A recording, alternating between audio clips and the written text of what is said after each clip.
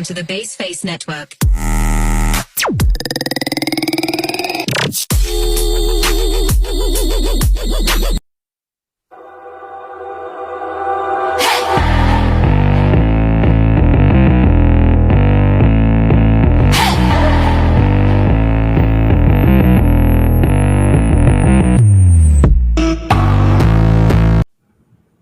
Shalom, perkenalkan nama saya Rani Rahmawati dari Prodi Kepemimpinan Kristen semester 6. Nah, di sini saya akan membahas tentang resiko keputusan dan karakteristik pengambilan keputusan. Sebelum lebih lanjut kita membahas tentang topik tersebut, kita terlebih dahulu memahami tentang keputusan. Jadi keputusan adalah proses memilih tindakan atau menentukan pilihan yang paling sesuai dan paling tepat dari alternatif-alternatif yang tersedia. Setiap keputusan pasti ada resikonya. Ada yang resikonya tinggi, ada yang rendah. Hal ini yang dapat mempengaruhi hasil dari keputusan yang kita ambil. Nah, dari materi ini kita akan membahas tentang resiko keputusan dan karakteristik pengambil keputusan yang perlu kita pertimbangkan. Nah, sekarang kita akan masuk pada bagian resiko keputusan. Resiko keputusan adalah kemungkinan yang akan terjadi dengan keputusan yang diambil berdasarkan berbagai pertimbangan. Adapun tujuan dari manajemen risiko adalah 1.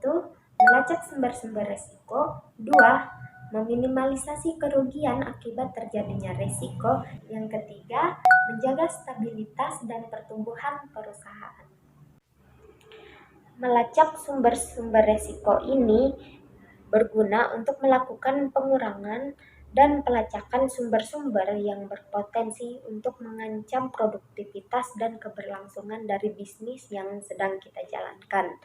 Kemudian meminimalisasi kerugian akibat terjadinya risiko. Ini tujuannya setelah risiko itu ditemukan perlu melakukan upaya agar risiko tidak sampai terjadi dan terus mengancam keberlangsungan dari bisnis itu. Nah, kemudian tujuan yang ketiga tadi untuk menjaga stabilitas dan pertumbuhan perusahaan. Tujuannya agar perusahaan bisa berkembang dengan stabil sesuai target. Manajemen risiko perusahaan bisa melakukan penanganan lebih cepat terhadap sumber-sumber yang mengancam pertumbuhan dari usaha yang kita jalankan. Masuk pada tipe risiko, di sini ada dua macam tipe risiko, yaitu risiko murni dan risiko spekulatif. Risiko murni. Risiko murni ini memiliki beberapa klasifikasi. Yang pertama, risiko aset fisik. Ini merupakan risiko yang berakibat pada timbulnya kerugian pada aset fisik suatu perusahaan. Contohnya, jika terjadi gempa yang mengakibatkan sarana dan prasarana bahkan bangunan dari perusahaan itu menjadi rusak. Ini merupakan risiko dari aset fisik. Kemudian ada risiko karyawan. Merupakan risiko karena apa yang dialami oleh karyawan ketika bekerja di perusahaan. Contohnya, jika tiba-tiba karyawan mengalami kecelakaan kerja. Risiko spekulatif ini terdiri dari beberapa bagian. Yang pertama ada risiko pasar. Merupakan risiko yang terjadi dari pergerakan harga di pasar. Contohnya harga saham mengalami penurunan sehingga menimbulkan kerugian. Kemudian risiko likuiditas merupakan risiko karena ketidakmampuan memenuhi kebutuhan kas. Contohnya kepemilikan kas menurun sehingga tidak mampu membayar hutang. Yang ketiga, risiko operasional. Ini merupakan risiko yang disebabkan pada kegiatan operasional yang tidak berjalan dengan lancar. Contohnya, jika dalam perusahaan itu terjadi kerusakan komputer karena virus yang menyebabkan pekerjaan yang dijalankan di perusahaan ini menjadi terhambat karena kerusakan pada komputer tersebut. Masuk pada bagian mengelola resiko.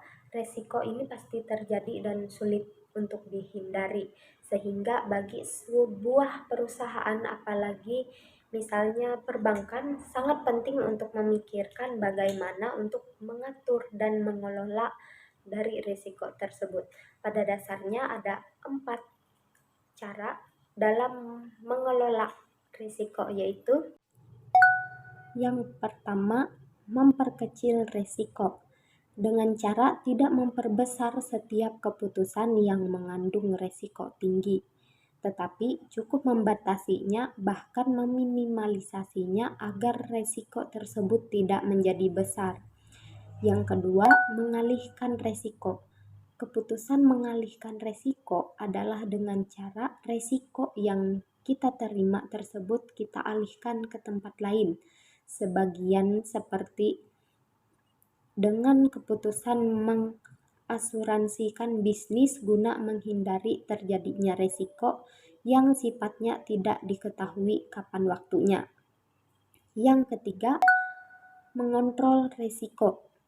Keputusan mengontrol risiko adalah cara melakukan kebijakan mengantisipasi terhadap timbulnya risiko sebelum risiko itu terjadi.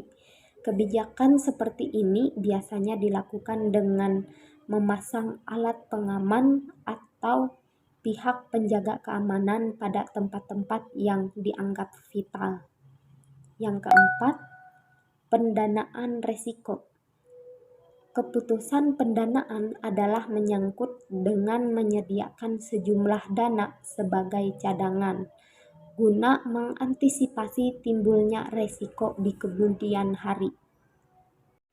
Sekarang kita akan masuk pada karakteristik pengambil keputusan. Seorang pengambil keputusan pasti memiliki watak atau karakternya masing-masing.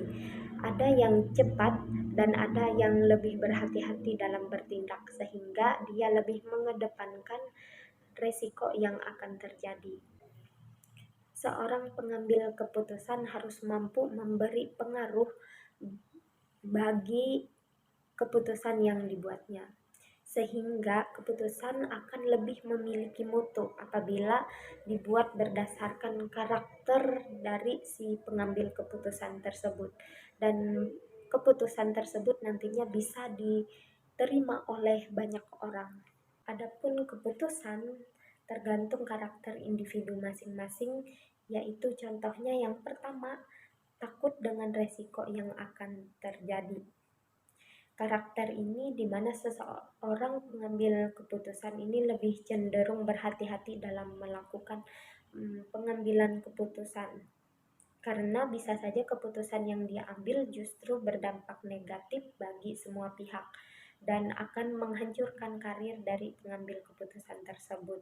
Dan sebaliknya, apabila keputusan ini berhasil akan berdampak baik bagi setiap anggotanya.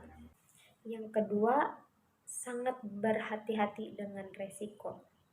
Jadi penganut karakter ini adalah seorang pengambil keputusan yang sangat berhati-hati terhadap resiko yang ada, sehingga dia sangat menghitung betul apa dampak positif dan negatif yang akan terjadi apabila keputusan tersebut diambil olehnya. Biasanya tipe ini diterapkan pada saat kita berjualan atau berbisnis. Dan yang ketiga adalah suka dengan risiko. Karakter ini adalah pengambil keputusan yang sangat berani, karena semakin tinggi tingkat risiko yang mereka terima akan semakin besar juga keuntungannya. Jadi mereka yang memiliki karakter ini lebih suka berspekulasi, dan itu juga bisa membuat mereka selalu menjadi pemimpin dan bukan menjadi pekerja. Demikian yang boleh saya sampaikan atas materi resiko keputusan dan karakteristik pengambilan keputusan. Jika ada kesalahan kata, saya mohon maaf, dan semoga video yang saya sampaikan ini boleh bermanfaat bagi rekan-rekan sekalian. Atas perhatiannya, saya ucapkan terima kasih.